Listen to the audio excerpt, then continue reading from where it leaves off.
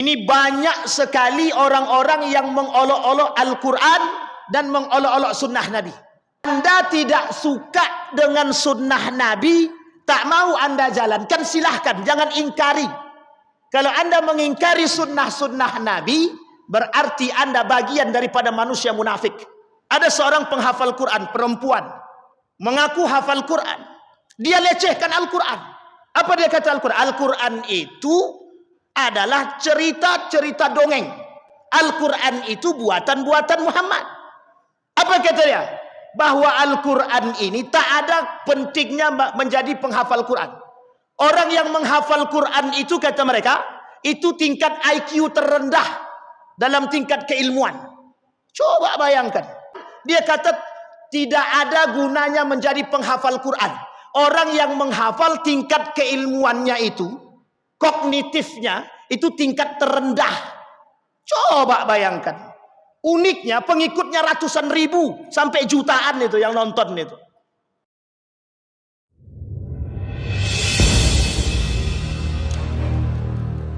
Assalamualaikum warahmatullahi wabarakatuh. Alhamdulillahi rabbil alamin wa bihi nasta'inu ala umurid dunya waddin, wassalatu wassalamu ala asyrafil anbiya'i wal mursalin wa ala alihi wa sahbihi ajma'in. Allahumma salli wa sallim wa barik ala hadzal nabiyil karim. Allahumma salli ala Muhammad wa ala ali Muhammad fil alamin innaka Hamidum Majid. Ya ayuhan nasu taqu rabbakum alladhi khalaqakum min nafsin wahidah wa khalaqa minha zawjaha wa batha minhuma rijalan katsiran wa nisaa wattaqullaha alladhi tasaaluna bihi wal arham innallaha kana 'alaikum raqiba. Wa qala Allah ta'ala ya ayyuhalladzina amanu taqullaha wa qulu qawlan sadida yuslih lakum a'malakum wa yaghfir lakum dhunubakum wa may yuti'illaha wa rasulahu faqad faza fawzan 'azima. Baik Bapak Ibu sekalian yang berbahagia, mudah-mudahan di zuhur hari ini Allah limpahkan rahmat dan karunia-Nya dan keberkahannya kepada kita semua. InsyaAllah kita yang hadir husnul khatimah, amin ya rabbal alamin. Baik Bapak Ibu sekalian yang berbahagia, kita lanjutkan kajian kita dalam perkataan Syekh Said Hawa tentang 20 hal yang membatalkan syahadat. Kemarin kita sampai pada poin yang ke-7, maka kita masuk poin yang ke-8. Kita ulang sedikit pada poin yang ke-7. Kata Allah di dalam Al-Quran, dalam poin yang ke-7 itu, kata Allah, وَالَّذِينَ كَفَرُوا فَتَسْأَلْ لَهُمْ وَأَضَلَّ أَعْمَالَهُمْ ذَلِكَ بِأَنَّهُمْ كَرِهُوا مَا أَنزَلَ اللَّهُ فَأَحْبَطَ أَعْمَالَهُمْ. Dan orang-orang kafir, maka kecelakaanlah bagi mereka dan Allah menghapus amal-amal mereka. Yang demikian itu adalah karena sesungguhnya mereka membenci atau benci kepada apa yang diturunkan oleh Allah. Lalu Allah menghapus semua amal-amal ibadah mereka. Nomor 7 itu adalah dari 20 poin yang membatalkan syahadat orang yang berislam. Nomor 7-nya kata Said Hawa, orang yang membenci Islam. Yang membenci Islam ini baik sebagian ataupun keseluruhan. Ada golongan namanya, kelompok namanya Islamophobia. Nah, Islamophobia ini musuh kita. Islamophobia ini programnya orang kafir. Yang menjalankan program ini orang muslim. Jadi kita sebagai orang yang beriman itu harus bertahan dan melawan fikiran-fikiran Islamophobia. Sekarang pertanyaannya, apa itu Islamophobia? Ketakutan yang berlebihan terhadap Islam. Apa yang mereka takutkan daripada Islam? Yang mereka takutkan daripada Islam adalah tegaknya nilai-nilai keislaman. Terkhusus di negara Republik Indonesia. Mereka tak suka kalau Islam ini jaya. Mereka tak suka kalau Islam ini naik. Peradaban Islam itu nampak di tengah bumi dunia ini itu karena umat Islamnya berakhlak dan menjaga nilai-nilai keislaman. Tapi kalau peradaban Islam ini tidak naik, tidak ada peradabannya, itu dikarenakan umat muslimnya nggak punya adab, nggak berakhlak. Maka salah satu penyebab runtuhnya Islam, salah satu runtuhnya peradaban Islam itu disebabkan karena memang umat muslimnya tak beradab. Apa masalah mereka tidak beradab? Pengaruh. Apa pengaruh yang paling besar terhadap mereka? Dunia, lingkungan, pergaulan, dan lain sebagainya. Maka peradaban Islam itu diambil dari akar kata adab. Maka beradablah Anda, berakhlaklah Anda, beretikalah Anda.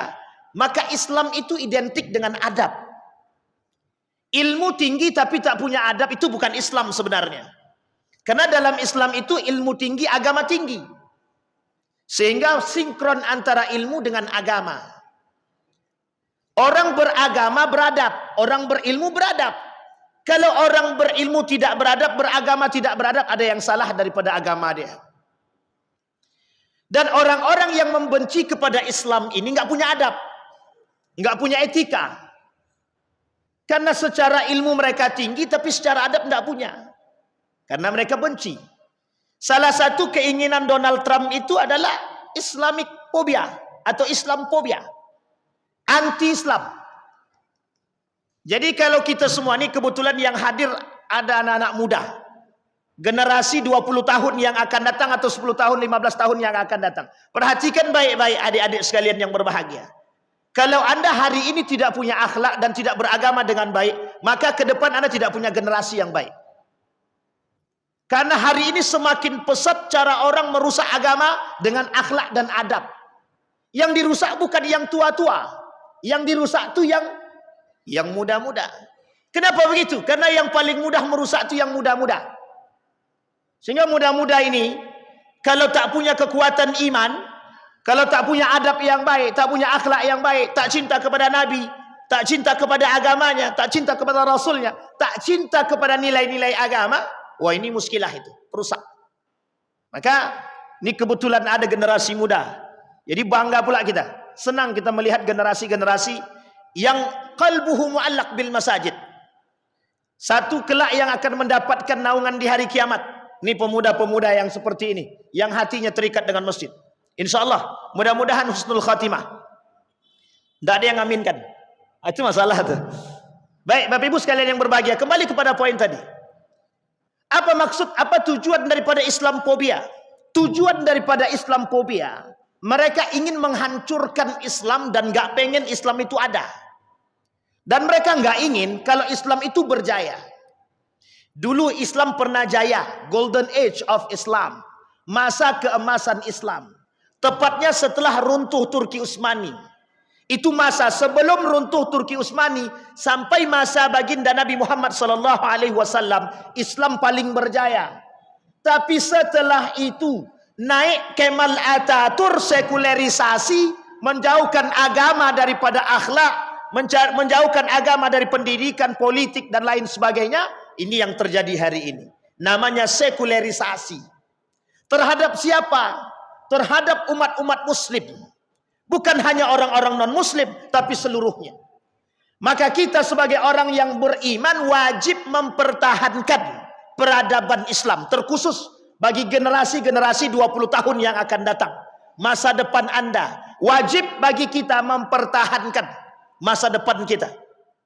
Nah, jangan sampai kebencian itu tertanam masuk dalam diri orang-orang Islam. Orang Islam yang benci kepada Islam namanya munafik.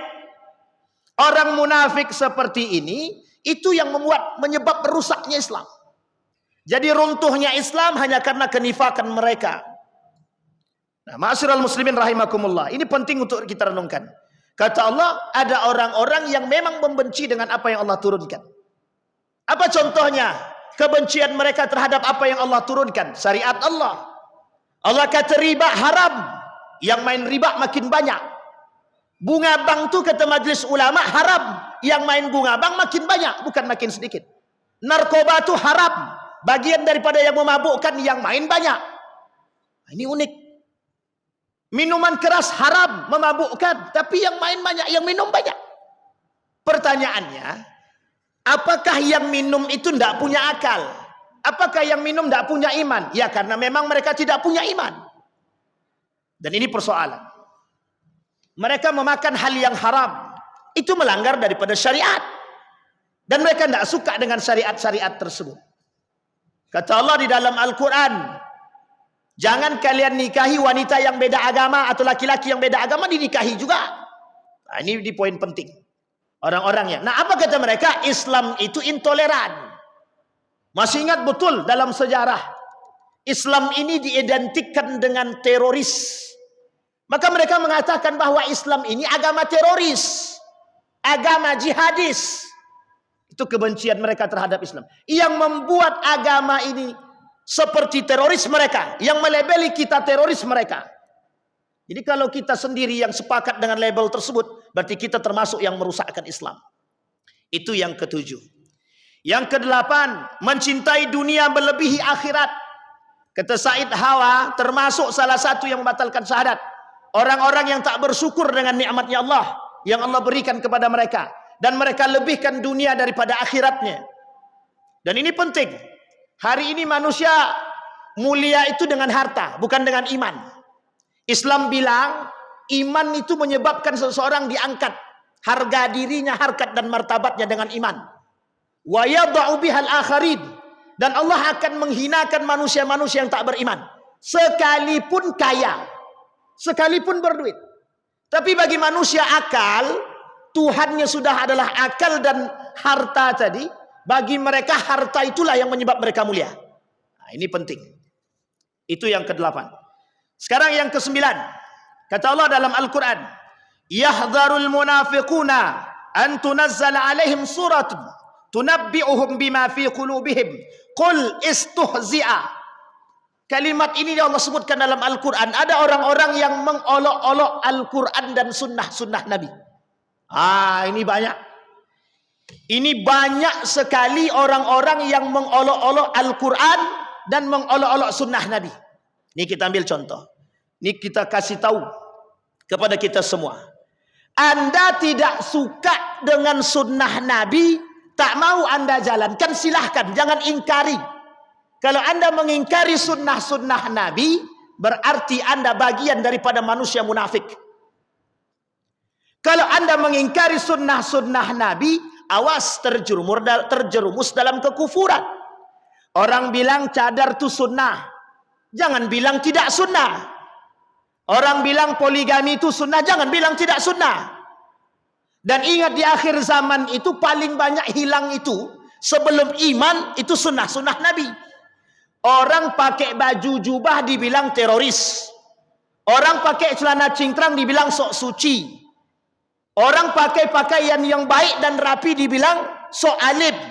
Tapi manusia yang melakukan maksiat, minum khamar, berzina, berjudi, dibilang baik.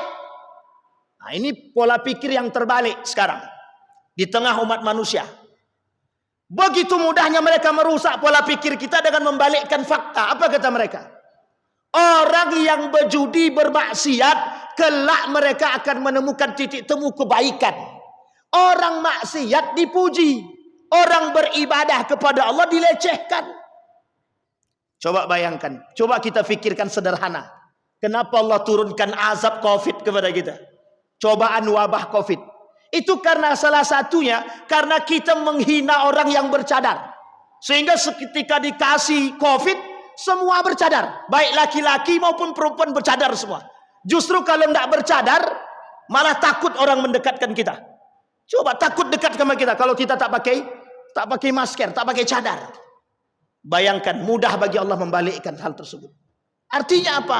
Wujud peremehan manusia terhadap sunnah Nabi berlebihan. Itu baru sunnah, belum pada Al-Quran. Mereka mengolok-olok Al-Quran, yastahzi'una billah wabiddin wabil Quran. Apa contohnya? Mereka bilang bahwa cerita-cerita dalam Al-Quran dongeng-dongeng belaka, bahwa Al-Quran itu tipu daya Muhammad, buatan-buatan Muhammad. Ada yang paling berbahaya di tengah umat muslim hari ini. Umat muslim yang tidak mau kembali kepada Al-Quran, yang tidak bertadabbur dengan Al-Quran, itu bentuk pengolok-olokan terbesar terhadap Al-Quran dari kalangan umat muslim. Kami hafal Quran, hafalnya doang. Berakhlak seperti Al-Quran atau tidak? Itu istihza, meremehkan dan mempermainkan Al-Quran. Jadi tak salah kalau Nabi bilang di dalam hadisnya itu, kata Nabi, Islam akan hilang tinggal nama. La yabqal Islam illa ismu wa la yabqal Quran illa rasmuh. Islam itu hilang, kecuali tinggal namanya saja. Al-Quran hilang, tinggal tulisan. Kenapa kok tinggal tulisan? Karena orang mengerti Al-Quran saja, tapi tak pernah dia hafal, tak pernah dia baca. Kalaupun dia baca, tapi dia tak amalkan. Ada kelompok namanya Khawarij. Yaqra'un Al-Quran hatta fi unuq. Baca Quran cuma sampai di tenggorokan, tak paham makna Al-Quran. Dan itu ada nama kelompoknya Khawarij. Fasih, lebih fasih daripada kita lagi. Sangat fasih. Dan orang-orang Khawarij ini sangat fasih. Kalau diceritakan tentang ibadahnya lebih alim daripada kita dalam bentuk ibadah. Tapi gaya pemahaman mereka justru membunuh sesama muslim karena Allah. Justru saling mengkafirkan antara satu dan yang lain karena Allah. Dan ini mustahil, Pak. Di dalam Islam yang diajarkan etik akhlak, bukan ilmu saja. Islam mengajarkan manusia beragama, berakhlak. Jadi kelak yang menghilangkan Al-Quran siapa? Ada seorang penghafal Quran, perempuan, mengaku hafal Quran. Dia lecehkan Al-Quran. Apa dia kata Al-Quran? Al-Quran itu adalah cerita-cerita dongeng. Al-Quran itu buatan-buatan Muhammad. Apa kata dia? Bahwa Al-Quran ini tak ada pentingnya menjadi penghafal Quran. Orang yang menghafal Quran itu, kata mereka, itu tingkat IQ terendah dalam tingkat keilmuan. Coba bayangkan. Profesor Dr. Haji Yunahar Ilyas yang bukunya saya kutip hari ini. Apa kata beliau? Aku saja yang bergelar profesor mengakui kehebatan para penghafal Quran. Ini ada orang yang baru menghafal Quran, dia kata tidak ada gunanya menjadi penghafal Quran. Orang yang menghafal tingkat keilmuannya itu, kognitifnya itu tingkat terendah. Coba bayangkan. Uniknya pengikutnya ratusan ribu sampai jutaan itu yang nonton itu. Coba bayangkan. Kalau generasi-generasi kita nggak kenal Quran, 20 tahun yang akan datang, bisa jadi 30 tahun yang akan datang, generasi ke depan nggak kenal dengan Al-Quran. Pola pikir yang mempengaruhi seperti ini. Ini kasus liberalisasi atau liberalisme, sekularisasi atau sekularisme. Bukan salah kita, Pak. Maka saya semangat sekali siang ini karena banyak generasi muda. Jadi enak mencekokinya, Pak. Kenapa begitu? Karena yang menghilangkan Islam dari tubuh Islam itu umat muslim. Yang menghilangkan Al-Quran dari tubuh umat muslim itu adalah umat muslim itu sendiri. Dan yang merusak sunnah-sunnah Nabi di tengah umat muslim itu sendiri. Coba bayangkan. Sunnah masuk ke dalam masjid itu ngapain? Salat sunnah. Kita tidak laksanakan salat sunnah. Hari ini salat sunnah kita tak lakukan, besok yang dilakukan orang yang wajib-wajib saja. Perhatikan, wajibnya saja bisa terkikis, apalagi sunnah. Nah, ini penting, Pak. Kenapa saya katakan demikian? Karena begitu faktanya, Pak. Betapa mudahnya orang melupakan sunnah-sunnah Nabi. Masuk masjid kaki kanan, masuk kamar mandi kaki apa, dan ada sunnahnya, ada doanya, ada. Tapi bagi orang sekarang masuk kamar mandi aja harus pakai doa.